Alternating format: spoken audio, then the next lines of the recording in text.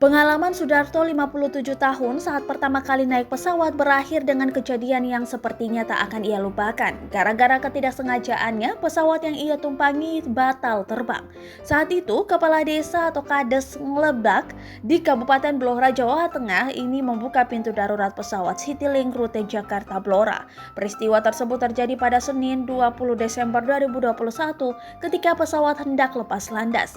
Baru pertama kali lucu, ya Allah, karena keterbatasan pengetahuan tentang dunia kemajuan itu ketinggalan. Maklum saya biasanya cuma macul atau mencangkul, desa saya sangat pelosok, ujarnya dilansir dari kompas.com Selasa 21 Desember 2021.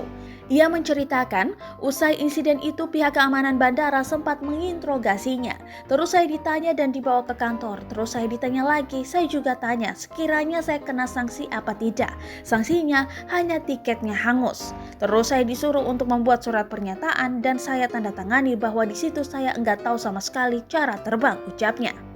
Pasca kejadian tersebut, Sudarto juga sempat meminta maaf dan mengaku siap bertanggung jawab kepada penumpang lainnya. Dikatakan Sudarto, para penumpang memaklumi keadaannya. Mereka pun tak mempermasalahkan kejadian gagal terbang itu. Sudarto mengatakan sebelum kejadian itu dia awalnya diminta duduk ke dekat jendela oleh pramugari. Jendela tersebut bersebelahan dengan pintu darurat pesawat. Sudarto yang mengaku belum pernah naik pesawat kemudian tak sengaja membuka pintu darurat.